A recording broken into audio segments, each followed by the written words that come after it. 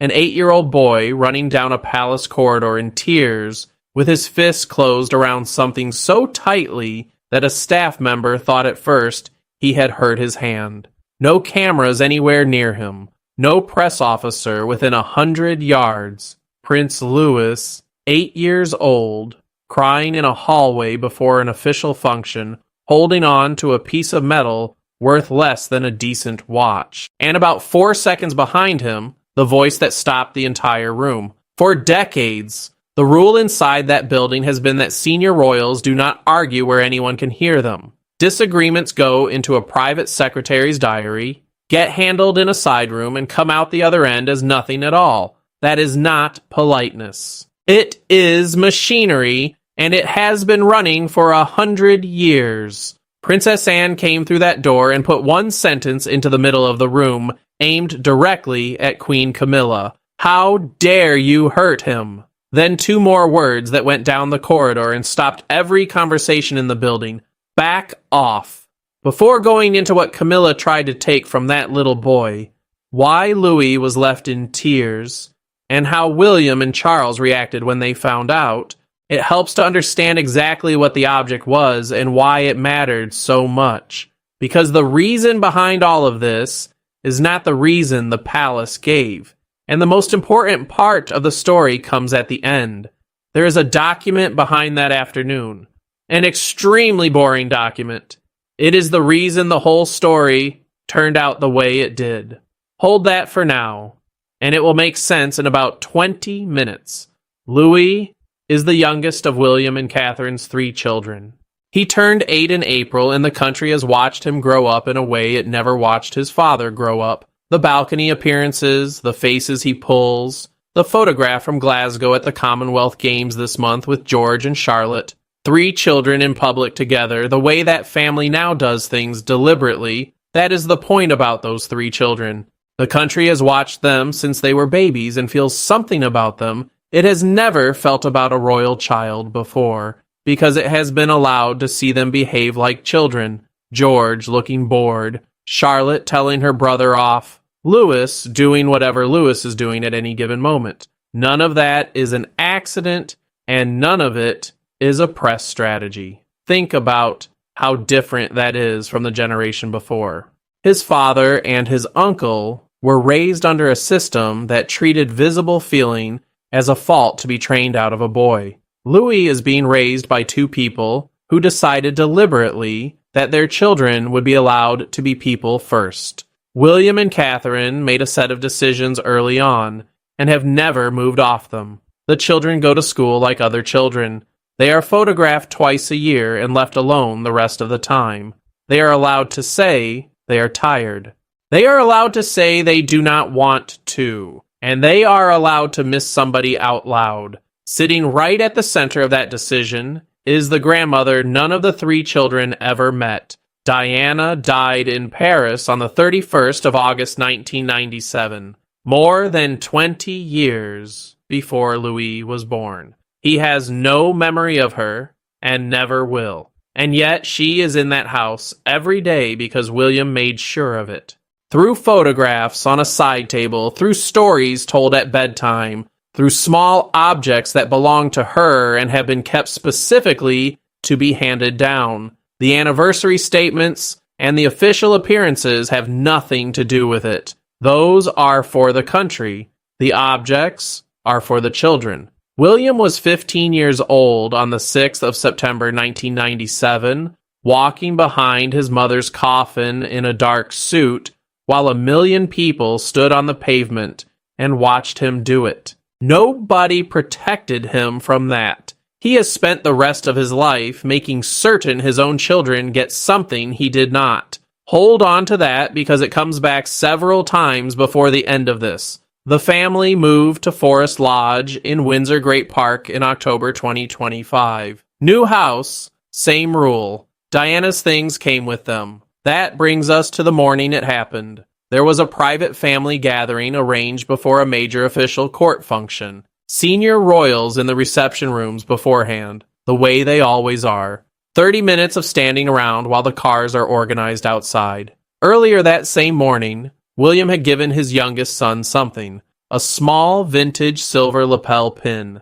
Nothing from any vault, no inventory number attached, no curator who signs it out. A modest silver pin that belonged to Diana in the early 1990s, kept privately by William for years, and passed down to his youngest son that morning as a quiet piece of family continuity. The choice of that particular morning is the part worth thinking about. William did not hand it over at Christmas or on a birthday, or on any date with a meaning attached. He gave it on an ordinary morning before a work event, which says something about what he wanted it to be. He wanted the boy to have his grandmother's pin in his pocket the way any child has their grandmother's something in their pocket without ceremony. Picture an 8-year-old with that in his jacket. He is not thinking about court dress. He is thinking that he is carrying his grandmother into a room full of adults, and that his dad trusted him with it.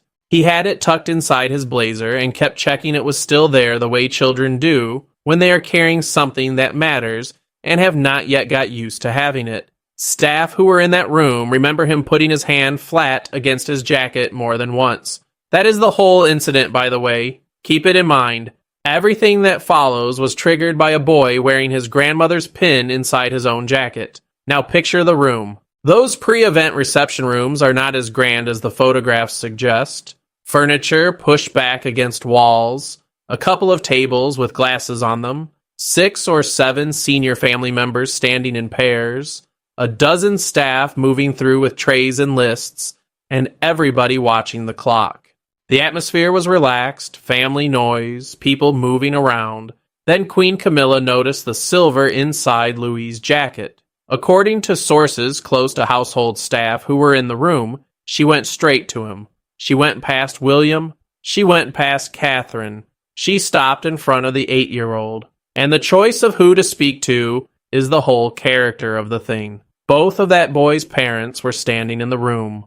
Either one of them could have been taken aside in 4 seconds. The correction went to the child. She told him the keepsake was not appropriate for a young prince to wear at an official function. She framed it in terms of court protocol, formal dress standards, the way things are done. And she said it to a child who had no idea any of those words applied to him, and she said it in front of people. That detail matters. Staff with trays, aides with folders, other family members standing 6 feet away with drinks in their hands, and a small boy being told in front of all of them that something about him was wrong. Then she went further. She insisted the pin be removed and handed to palace staff for safekeeping, on the grounds that personal keepsakes have no place in a public-facing court environment. Try to hear this from where the boy was standing. He is 8, a very senior adult. One of the most powerful people in that building is standing over him, telling him that something on his jacket is wrong and has to be taken off him and given to a stranger. He does not know what protocol means. He does not know what a dress standard is. He knows one thing with total clarity. His dad gave him this that morning,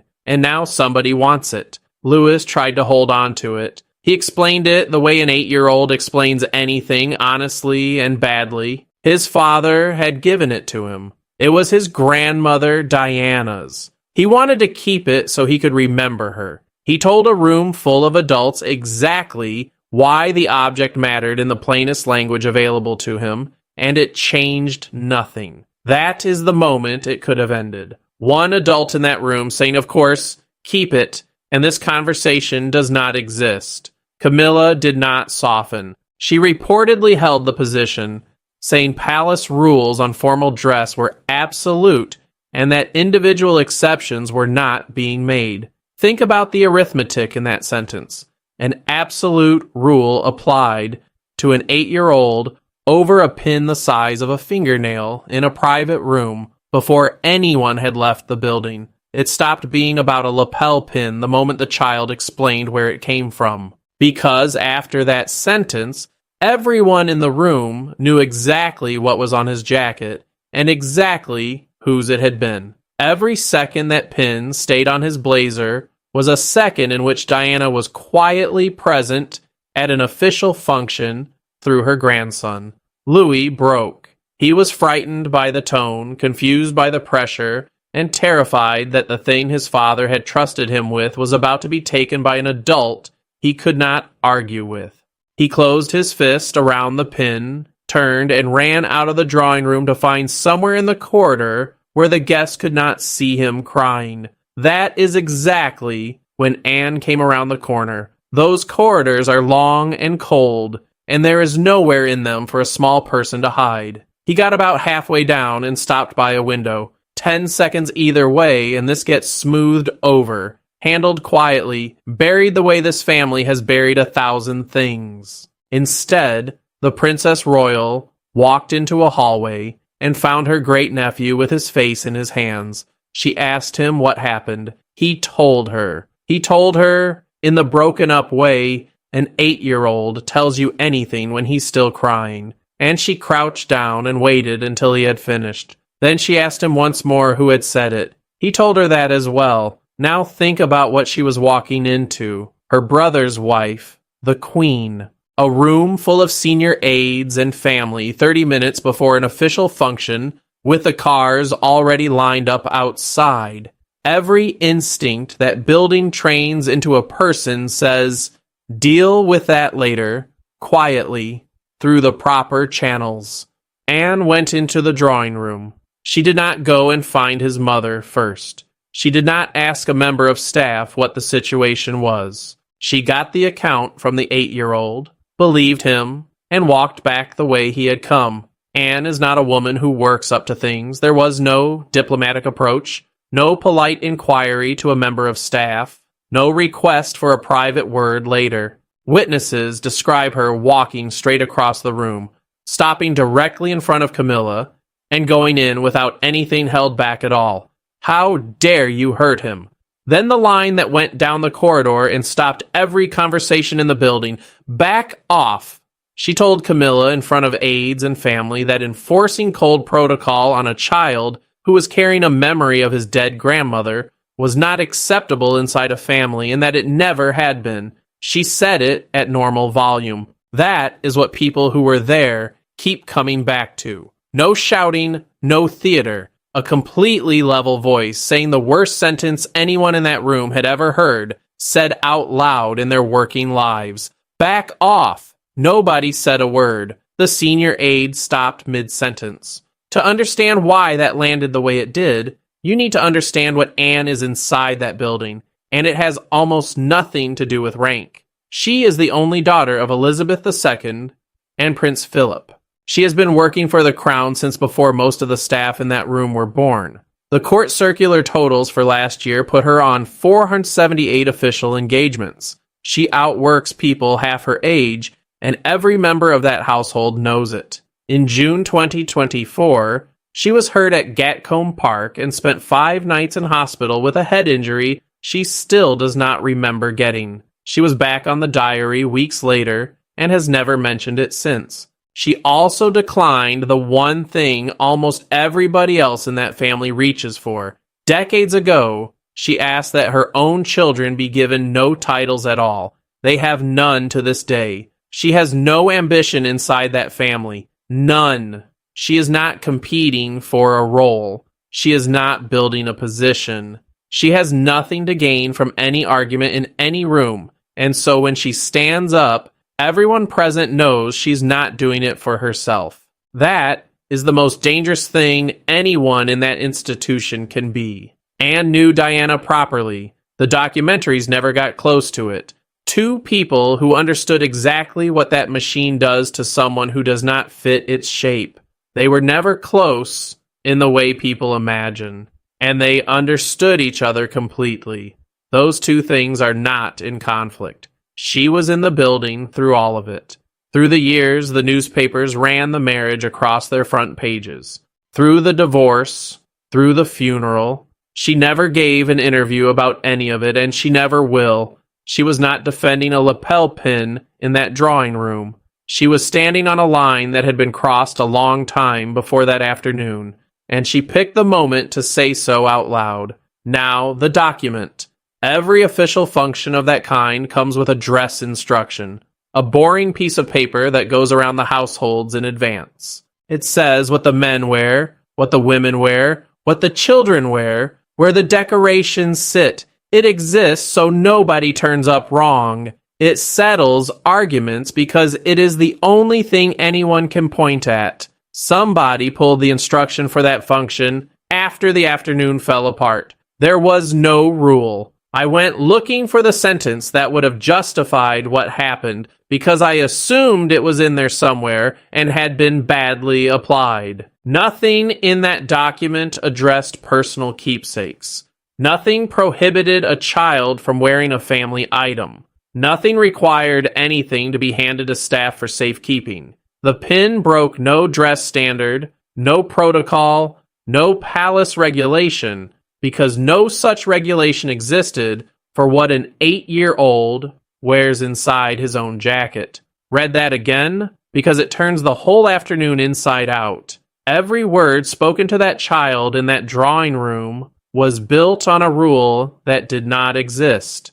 The absolute palace standard that admitted no exceptions. The thing that could not be bent for one 8-year-old. None of it was written down anywhere because there was nothing to write down. Camilla did not enforce a rule on that little boy. She invented one in the middle of a drawing room and enforced it on the only person in the room who could not check. Once that came out, the question stopped being about dress codes and started being about the pin itself. Nobody has confirmed what was going through Camilla's mind when she saw it. The pin dates from the early 1990s. Diana wore it in that period. What follows is my reading of the sequence rather than a quote from anyone, and I want to be clear about that. A dress code argument has a shape, and this had a different one entirely. A dress code argument is slow. It goes through a private secretary. It gets raised with the parents. It gets settled in 30 seconds by 2 adults. This was instant.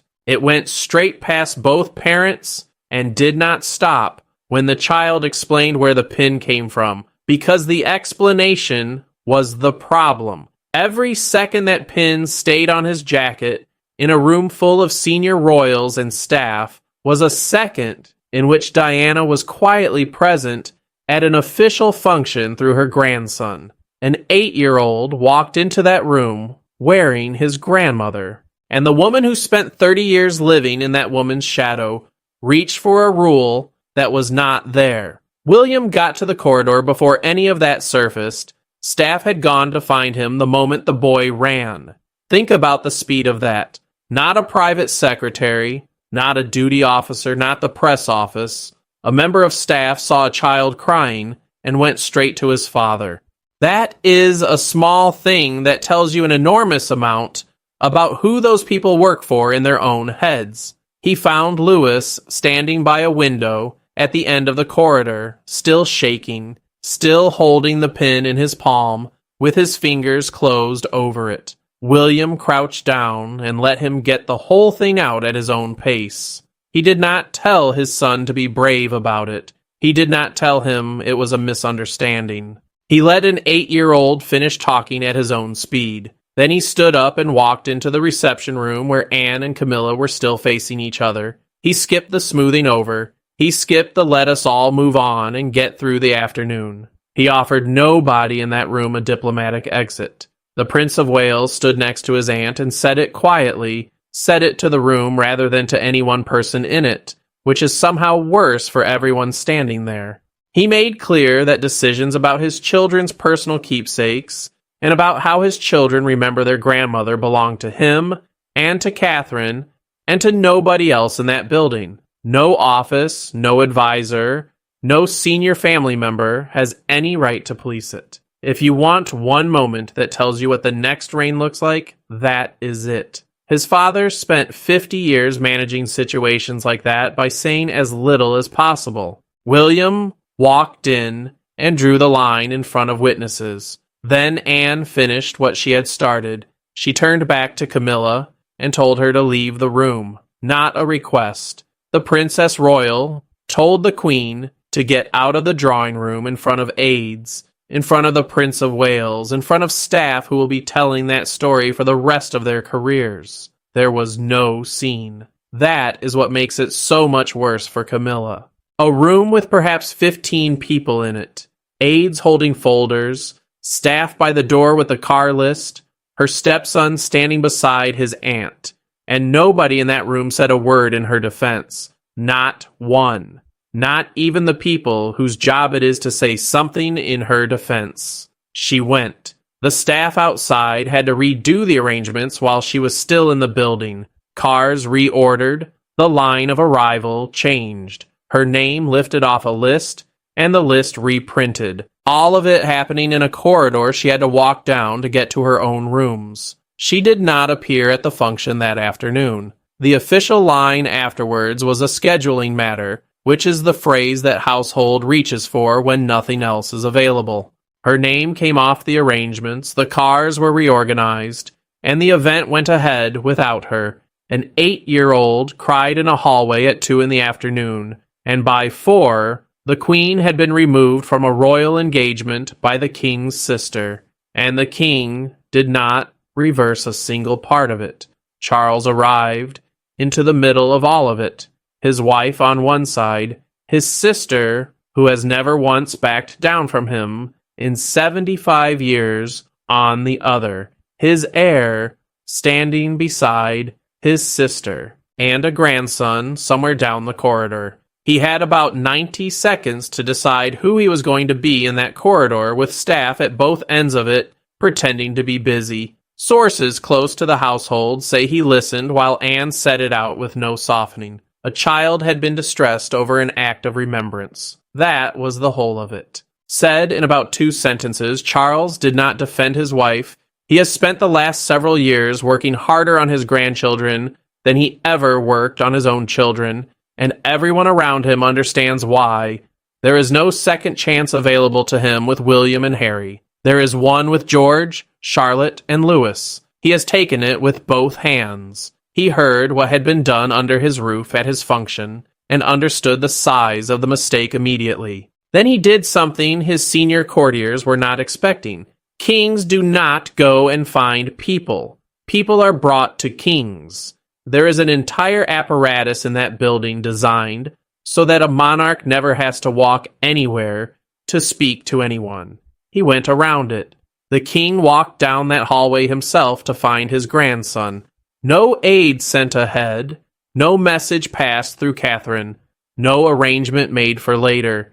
He went and found the boy. And then a 77-year-old man, raised in a system where adults did not do this, got down on the carpet so he could be at eye level with an 8-year-old. His knees are not what they were. There were staff standing at both ends of that corridor, watching him do it. He told Louis that loving his grandmother was something to be proud of, that it was never something to hide, and that nobody was taking the pin off him.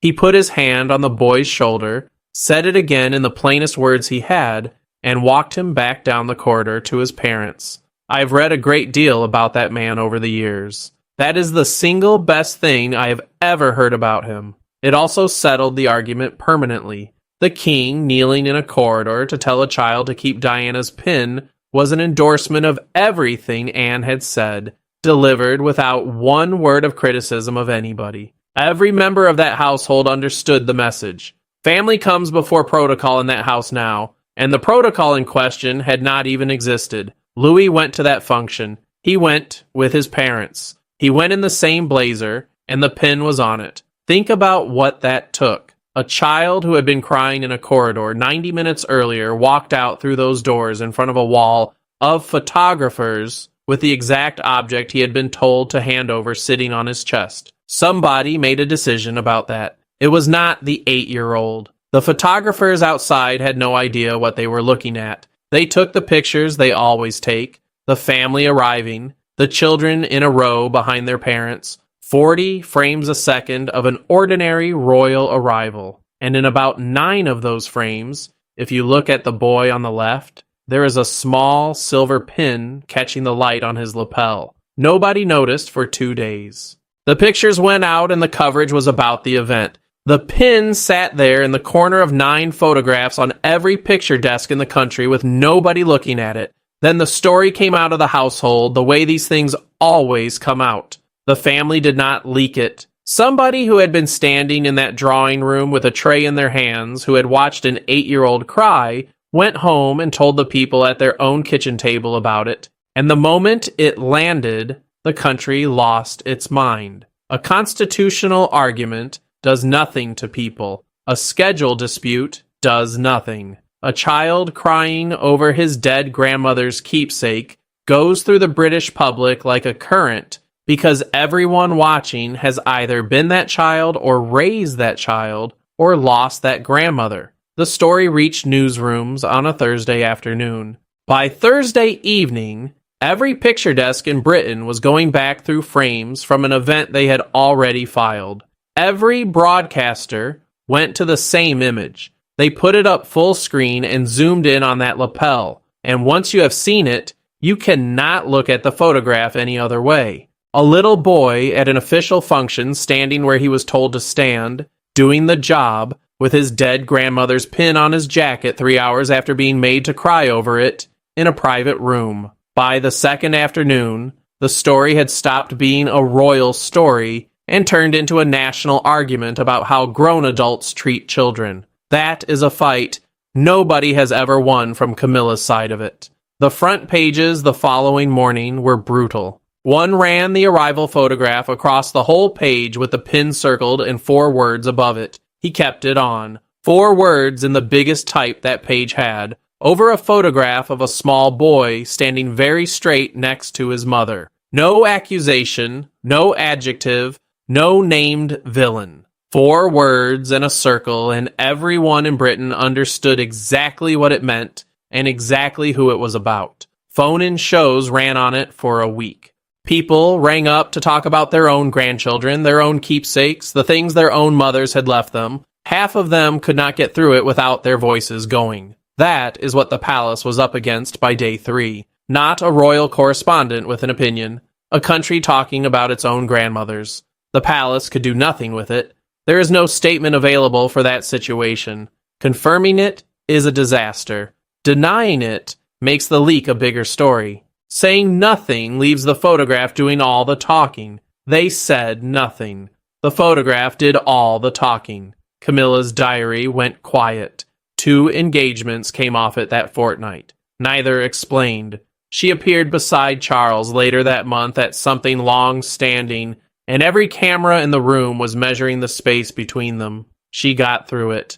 The pictures that ran the next day were not the ones her office would have chosen. William said nothing at all in public, and his silence did more damage than a statement would have. He carried on with the week, turned up where he was supposed to turn up, and was photographed with his hand on his son's shoulder at every single one of them. He never mentioned it once. He did not have to. Anne said nothing either. She gave no interview, released nothing, briefed nobody, and never let the afternoon become a personal defense of the children or an attack on the Queen. She was photographed the following week arriving at an engagement in the rain, on time, alone, completing the 200th of that year. 50 years of turning up in the rain is its own explanation, and the country reads it correctly every time. Inside the palace, the message traveled faster and hit harder. Nothing gets announced. Nothing gets written down. A thing happens in one room at 2 in the afternoon, and by 6, every dresser, every driver, every private secretary across 3 palaces knows the shape of it. Every member of staff across those households understood what had been established. The 3 children sit behind a wall now, and the wall is made of family rather than protocol. Nobody senior gets to reach over it. Nobody gets to correct one of those children on a rule they made up 30 seconds earlier. And if somebody tries, the person who arrives is not a press officer. Nobody wrote a policy. Nothing went on paper. That is exactly why it will hold. The version everyone in those corridors now carries is a first-hand one, and first-hand beats a memo every time in that building. George is 12. He will be king one day and is already being measured for it by people who have never met him. Charlotte is 11. Louis is 8. Those 3 are going to spend their entire lives inside that machine. The afternoon somebody tried to take a pin off the youngest one is the afternoon the machine found out where the line is. For William and Catherine, the value of it is hard to overstate. They have spent years quietly building a wall around 3 children while carrying everything else that has come at them. The one thing they cannot do is be in every room at once. Somebody else has to be willing to walk through a door. Louis will not remember that afternoon as the day he cried in a hallway. He will remember it as the day his great aunt came around the corner and his father stood next to her and his grandfather got down on a carpet to tell him to keep it. 3 generations in one corridor inside about an hour, all telling the same 8-year-old the same thing. He still has the pin. He wore it that same afternoon in front of the whole country at 8 years old, and nobody has taken it off him since. It sits in a small box in his own room now. From what is understood, he takes it to things. Not every time. Only when he wants to. Diana is all over that. Whether anyone in that building wants to say it out loud or not. She spent her entire time inside that institution being told which parts of herself to put away. Her son has spent his entire adult life making sure nobody does that to his children, and the day somebody tried, the family closed around the boy in about 4 minutes. There is a version of this family that would have handled it the old way. The pin goes to a member of staff, the boy is told to be a good lad, the afternoon runs on schedule, and everybody smiles for the photographers. 25 years ago, that is exactly what would have happened. And the child would have learned the lesson every child in that house used to learn, that the institution comes first and your grandmother comes second. 3 generations stood in a corridor and refused. The whole thing turned on a decision nobody would have noticed if it had gone the other way. If Anne had walked down a different corridor or arrived 4 minutes later, an 8-year-old hands over a silver pin, dries his face, goes to the function, and learns the lesson that house has been teaching children for 200 years. Britton looked at that photograph and saw a small boy who had been told to put his grandmother away and had refused. With his father's hand on his shoulder and his great aunt somewhere behind him making sure nobody tried it again. That image will outlive everyone involved in it. Camilla did not go after a lapel pin. She went after the last thing in that building she has never been able to compete with. And she went after it through an 8-year-old boy because he was the only one in the room small enough to take it from. She lost her place at a royal function inside 2 hours. She lost the room she had spent 30 years being accepted into, and the country worked out why before she finished explaining herself.